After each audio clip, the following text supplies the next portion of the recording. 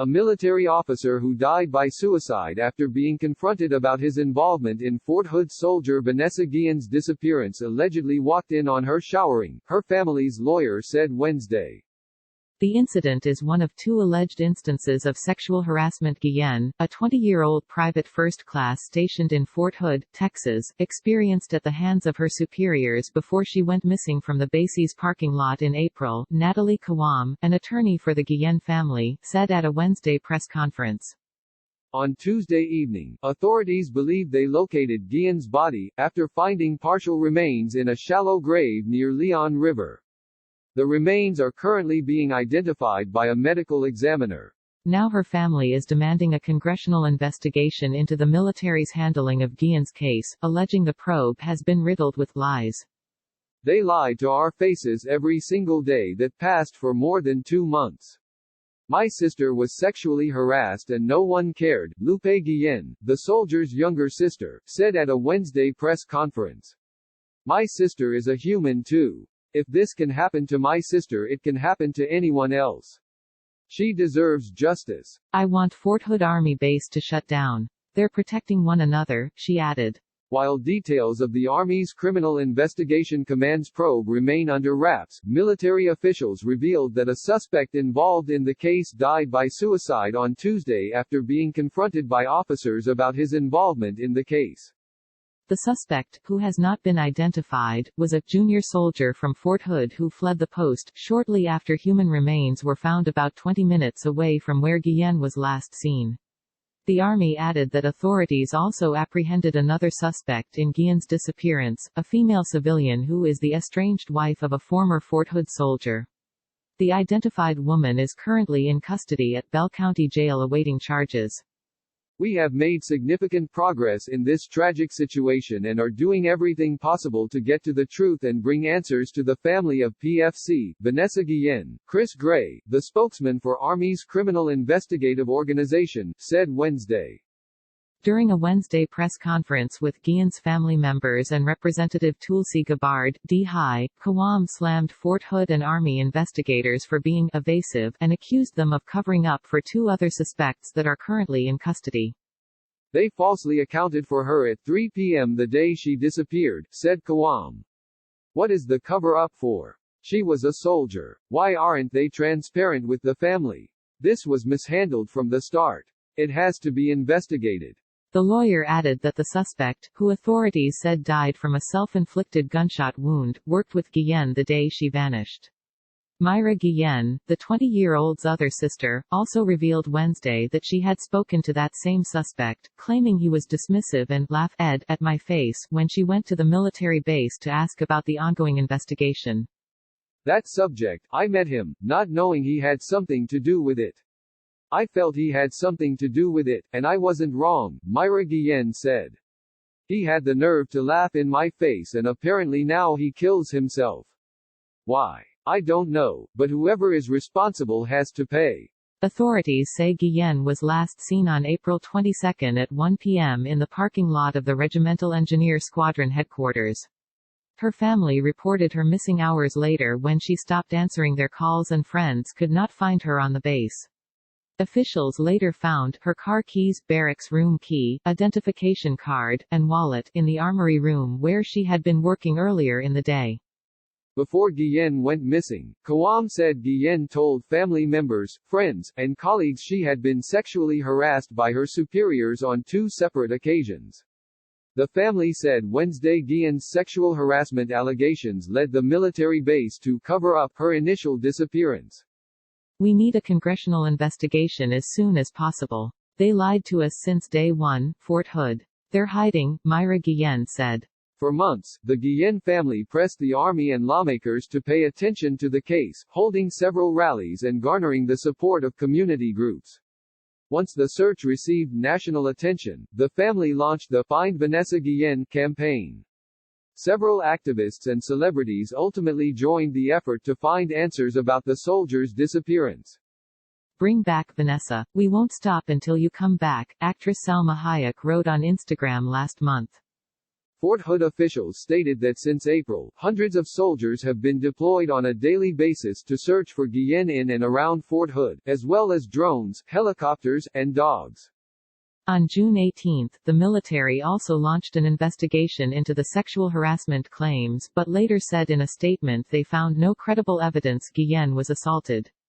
Days later, the investigators said they suspected foul play was involved in the case, but Kawam said developments in the case have not been relayed to the 20-year-old's family.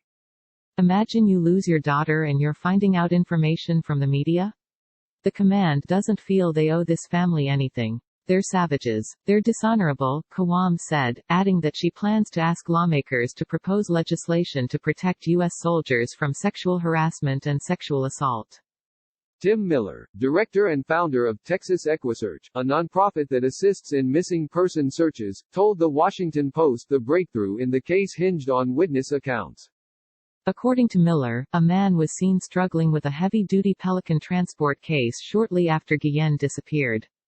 A lid for a similar case was found burned in a mound search on June 20, and her remains were later found just a few feet away by Texas Rangers and cadaver dogs. Miller told the Post that concrete had been poured at the site and recent rainstorms had allowed the shallow grave where the remains were found to settle into the ground. On Tuesday, Miller said, a group of men building a fence nearby noticed a terrible smell and walked over to the gravesite, where they saw hair coming out of the ground. He added that in the nearly 2 decades he had helped authorities recover nearly 240 sets of remains, he has never seen the level of sophistication that was used at the Leon River site. This should never have happened and we will never know what happened until we get a congressional investigation because everything we were given was lies, Kawam added on Wednesday. We don't know who's covering up for who, but it doesn't matter. We lost a life. We lost a beautiful young soldier and it's time we fix our system. Taliban veterans like to laugh about the first time, according to their lore, that the Russians dumped a lot of American dollars on them. During the Taliban campaign to take over all of Afghanistan in 1995, they actually had a few fighter planes, and they used one to force a Russian cargo plane, a huge Ilyushin Il-76TD flying for a company called Harassed, to land in Kandahar. The Taliban held the Russian crew members prisoner for a year until, one day, they supposedly escaped and managed to take the plane with them.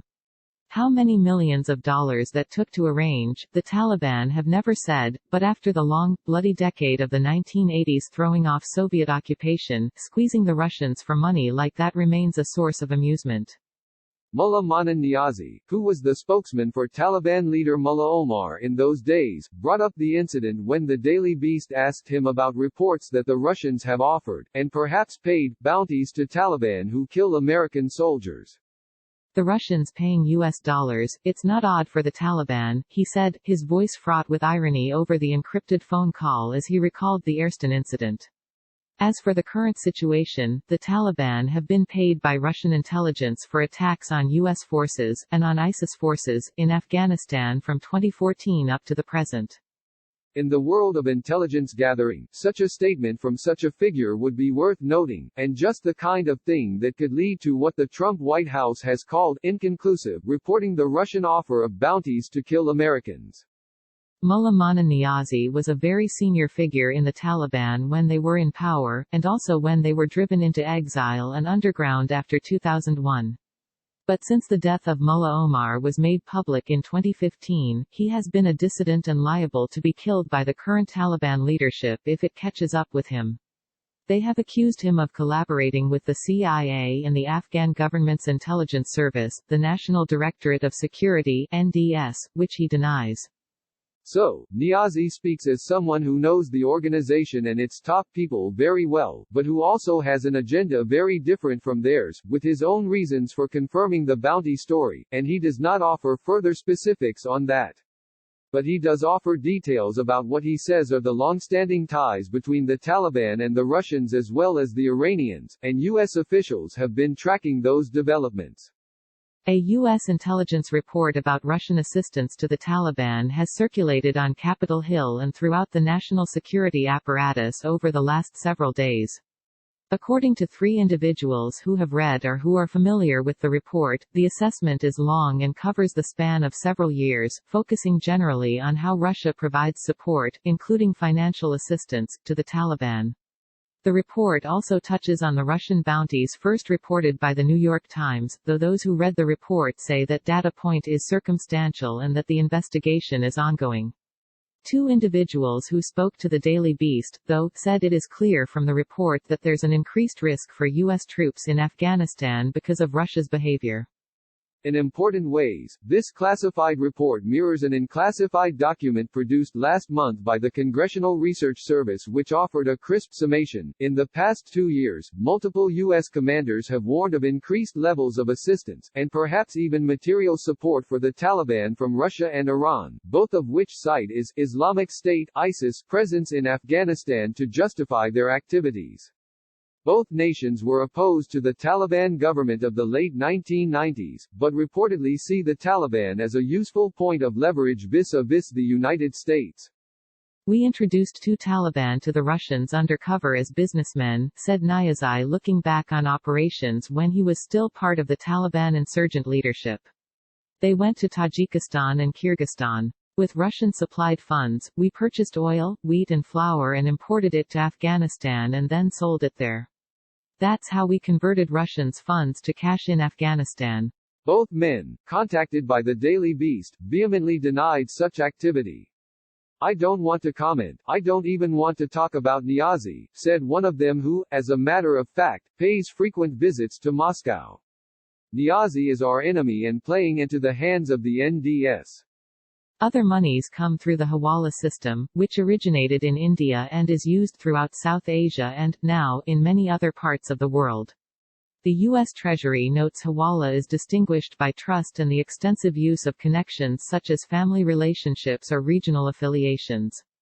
Unlike traditional banking, Hawala makes minimal, often no, use of any sort of negotiable instrument. Transfers of money take place based on communications between members of a network of Hawaladars, or Hawala dealers. A senior Afghan security officer told the Daily Beast that he is not aware of any Russians smuggling money, but noted that the International Financial Action Task Force combating support for terrorism recently put pressure on the Afghan government to take practical action against suspect Hawala dealers, so the Afghan security forces raided some of the money changers. Many sources, including Mullah Manan Niazi, note the Russian and Iranian role supporting the Taliban in the fight against the so-called Islamic State in Khorasan, aka ISIS-K or ISIL-K. Early on in the Trump administration, General John Nicholson, then the commander of NATO's Resolute Support Mission in Afghanistan, warned Congress that Russia has become more assertive over the past year in Afghanistan and was overtly lending legitimacy to the Taliban to undermine NATO efforts and bolster belligerence using the false narrative that only the Taliban are fighting ISIL-K. Russia reportedly complemented its public rhetorical support for the Taliban with a covert supply program. The Washington Post reported that year that U.S. intelligence believed Russia had sent machine guns to the Taliban. An anonymous military source told the Post that the U.S. had found Russian-provided weapons areas where the group was waging war on coalition forces and ISIS's Afghan affiliate had little presence. We've had weapons brought to this headquarters and given to us by Afghan leaders, who said, this was given by the Russians to the Taliban, Nicholson said in a 2018 BBC interview. We know that the Russians are involved. Indeed, various Taliban have told the Daily Beast they were quite proud of the guns they were given as gifts or rewards, whether for specific acts or simply to cement relationships, is unclear. In 2018, Russia denied reports that it sent any arms, but Russian Special Envoy Zamir Kabulov admitted that Moscow had established contacts with the Taliban because it was seriously worried about possible terror threats for the Russian mission and Russian citizens in Afghanistan. But in September 2019, Russia elevated its talks with the insurgents to a formal visit by a Taliban delegation in September. According to a well-placed Taliban source, after some of the group's representatives made a trip to Moscow, they were given 30 state-of-the-art guns, apparently large-caliber sniper rifles powerful enough to shoot through walls. I personally saw 3 of them in Helmand, said the source. They were still full of grease, which is to say brand new out of the box. As military scholar David Kilcullen points out in his recent book The Dragons and the Snakes, How the Rest Learned to Fight the West, the U.S. obsession with its global war on terror after 9/11 created an opportunity for Russia and other hostile powers. They were exploiting our exclusive focus on terrorism, seeking to fill the geopolitical, economic, and security vacuum we had left as we became bogged down in the wars of occupation in Iraq and Afghanistan. In the present day, it serves Russia's interests to keep the United States bogged down there, despite official Russian statements to the contrary. What others call hybrid warfare, Kilcullen defines somewhat differently as exploitation of situations in flux, which certainly is the case in Afghanistan with a U.S. president determined to declare he's made a complete exit, even though there are only 8,600 U.S. troops left on the ground at the moment. Things that are in limbo, transitioning, or on the periphery, that have ambiguous political, legal, and psychological status, or whose very existence is debated, or liminal, write Kilcullen. Liminal warfare exploits this character of ambiguity, operating in the blur, or as some Western military organizations put it, the gray zone. That, precisely, is where the Russians have learned to thrive. With additional reporting by Sam Brody.